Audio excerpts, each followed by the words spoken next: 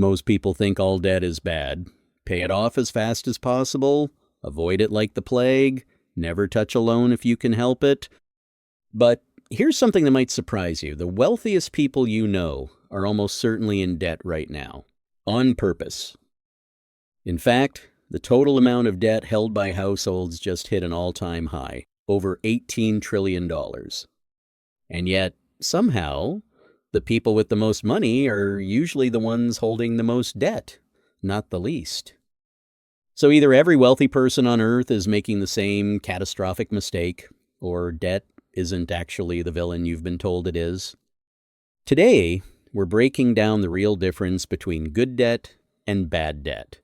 Why borrowing money can sometimes be the smartest financial move you ever make, and exactly how to tell which kind you're dealing with before you sign anything. Let's get into it. First, let's kill the myth. Debt is not a moral failing. It's a tool. And like any tool, it can build something or it can destroy something depending entirely on how you use it. Think about a hammer. In the right hands, a hammer builds a house. In the wrong hands, it breaks a window.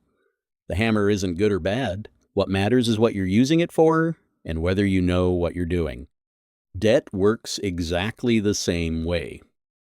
So here's the actual definition we're working with today. Good debt is borrowed money that either grows in value over time or increases your ability to earn money. Bad debt is borrowed money that loses value over time or funds something that disappears the moment you buy it. That's the whole test. Does this debt make me richer in the long run, or does it just let me spend money I don't have on something that's worth less tomorrow than it is today? Let's look at both sides, starting with the debt that's actually working in your favor. Good debt. Example number 1, mortgages. When you take out a mortgage, you're borrowing a large sum of money, usually at a relatively low fixed interest rate, to buy something that historically tends to increase in value over time. A home. Here's the part most people miss. A mortgage isn't just debt you happen to have. It's debt that's doing 2 jobs at once. First, it's letting you live somewhere, which you'd be paying for anyway through rent. Second, every payment you make is building equity, meaning you're slowly converting debt into an asset you actually own. And in many cases, the interest you pay on that mortgage can even be tax deductible, which effectively lowers the real cost of borrowing even further. Compare that to renting, where 100% of your monthly payment disappears forever into your landlord's pocket. With a mortgage, even though you're in debt, you're building something. That's the signature of good debt. Time is on your side, not working against you. Good debt, example number 2, student loans, but only sometimes. This one's trickier, so stay with me. A student loan that funds a degree leading to a stable, well-paying career can absolutely be good debt. You're borrowing money today to dramatically increase your earning potential for the next 30 or 40 years of your life. If the math works out, that's an incredible return on investment. But, and this is critical, the same student loan becomes bad debt if it funds a degree with poor job prospects, or if you borrow far more than the eventual salary can reasonably support. This is actually a massive problem happening right now. Federal student loan defaults are climbing fast, with millions of additional borrowers falling behind in just the last year alone. Many of these are people who were doing fine financially before pandemic-era protections ended, and the payments simply didn't match what their income could support. So the lesson here isn't all student debt is good or all student debt is bad. It's that the same exact type of loan can fall into either category, depending entirely on the math behind it. Before borrowing for school, you have to ask, will this degree realistically pay for itself? Good debt, example number 3, business loans and investing in yourself. If you borrow money to start or grow a business, and that business generates more income than the cost of the loan, you've just used debt as a wealth-building tool. Same goes for borrowing to learn a high-income skill, get a certification, or buy equipment that lets you earn more than you could before. The pattern across every single example of good debt is the same. The money you borrow is working harder than the interest you're paying. You come out ahead. Now, let's flip to the other side. because this is where most people actually get into trouble. Bad debt, example number 1, credit card debt. This is the big one. Credit cards typically carry extremely high interest rates, and right now, those rates are sitting near record highs. If you're carrying a balance instead of paying it off in full each month, you are losing money consistently with absolutely nothing to show for it. Here's the trap. Credit card debt usually funds things that lose value immediately. A nice dinner, new clothes, a vacation.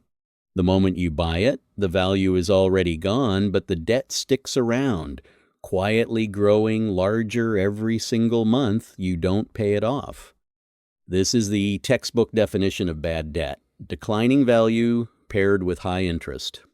A losing combination on both ends. Bad debt, example number 2, auto loans that stretch too long. A car loan isn't automatically bad debt, but it tips into bad debt territory fast when the loan term gets stretched out to 5, 6, even 7 years just to make the monthly payment look smaller. Cars lose value the moment you drive them off the lot, and they keep losing value every year after that. So when your loan term is longer than the time it takes the car to become worth less than what you still owe, you're now upside down. You owe more than the thing is even worth. That's a warning sign every car shopper should know before signing anything.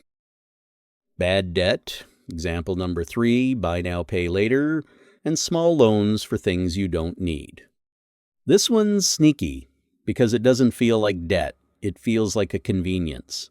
Split it into 4 easy payments, no interest. What's the harm? The harm is that these tiny purchases add up fast, and they train your brain to treat "I can't afford this today" as "I'll just pay later," which is exactly how people end up juggling 5 or 6 small payments a month without realizing how much they're actually spending. If you wouldn't buy it in cash today, splitting the payment doesn't change whether you can actually afford it. It just hides the math from you temporarily. So how do you actually use this in your own life? Here's the simple filter. 3 questions every single time you're about to take on debt. Question 1, does this grow in value or generate income over time? A house, an education with strong earning potential, a business investment? These tend to say yes. Question 2, is the interest rate reasonable compared to what this money could realistically earn me elsewhere? If you're paying 25% interest on something that won't even grow 5% a year, the math is working against you badly. Question 3, and this is the one people skip. Can I actually afford the payment if my income drops tomorrow? Good debt on paper can become bad debt in practice if it stretches you so thin that one bad month wrecks your entire financial situation. If the answer to all 3 lines up in your favor, you might be looking at good debt. If even one of those answers is shaky, slow down before you sign. Here's the truth. Most personal finance content won't tell you directly. Being debt-free isn't actually the end goal for most wealthy people. Using debt strategically is. The goal isn't to fear debt. It's to understand it well enough to know exactly when it's working for you and exactly when it's working against you. That one shift in thinking is the difference between debt that builds your future and debt that quietly drains it. So next time you're about to borrow money for something, don't just ask, can I afford the payment? Ask, is this debt going to make me richer or poorer 5 years from now? That question alone will save you from most of the financial mistakes that trap people for years. If this helped you understand debt a little differently, that's exactly what this channel is here for. See you in the next one.